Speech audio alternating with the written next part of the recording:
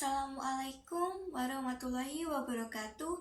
Innal hamdalillah nahmaduhu wa nasta'inuhu wa nastaghfiruh wa na'udzubillahi min syururi anfusina wa min sayyiati a'malina. May yahdihillahu fala mudhillalah wa may yudhlil fala hadiyalah. Asyhadu an la ilaha illallah wahdahu la syarikalah wa asyhadu anna Muhammadan abduhu wa rasuluh.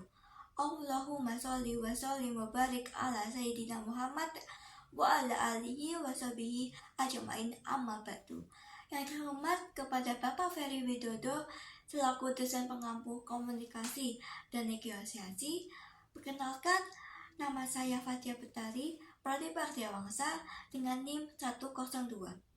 Di sini saya akan mempresentasikan materi terkait komunikasi organisasi.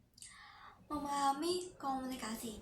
Komunikasi adalah proses pertukaran informasi antar individu melalui sistem yang tidak biasa, baik dengan simbol maupun tindakan. Komunikasi juga bisa diartikan sebagai proses pengiriman dan penerimaan pesan. Kelompok komunikasi. Yang pertama, komunikasi antar pribadi. Komunikasi yang digunakan dengan bahasa yang mudah dan dipahami.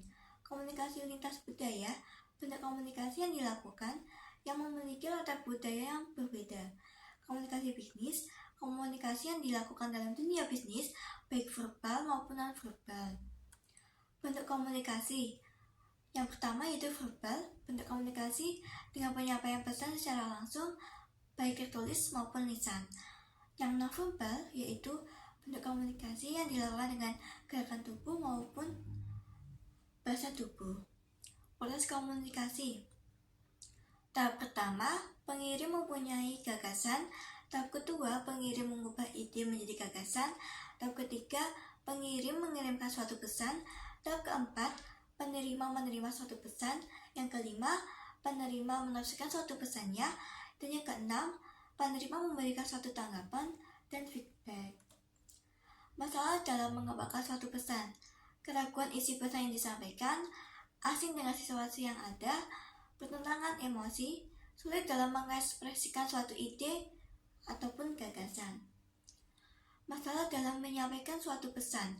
Masalah dalam penyampaian pesan yang paling jelas yaitu terkait dengan sarana fisik untuk komunikasi, seperti kualitas sistem yang kurang memadai. Masalah dalam penerimaan pesan, yaitu persaingan antara penglihatan dan suara, kursi yang tidak nyaman, lampu yang kurang terang, dan kondisi lain yang membuat konsentrasi audiens terganggu.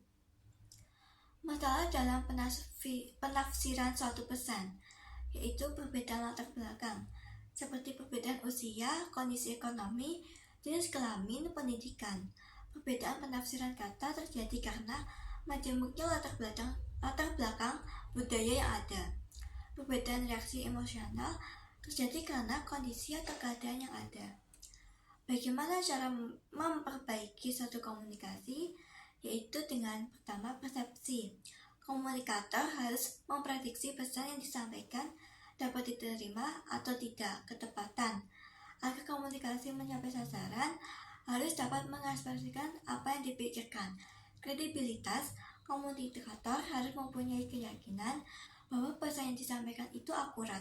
Pengendalian, bentuk dorongan komunikator kepada komunikan akan suatu reaksi. Keharmonisan, komunikator harus dapat memberikan kesan yang akrab dan baik. Mengatasi hambatan komunikasi, yaitu dengan membuat pesan secara berhati-hati, meminimalkan gangguan dalam berkomunikasi, mempermudah upaya feedback antara pengirim dan penerima pesan.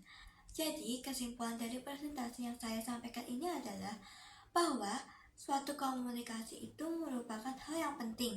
Di dalam komunikasi itu sendiri terdapat kelompok komunikasi, bentuk, proses, serta masalah dalam komunikasi tersebut. Sekian presentasi yang saya lakukan. Mohon maaf apabila ada salah kata. Wassalamualaikum warahmatullahi wabarakatuh.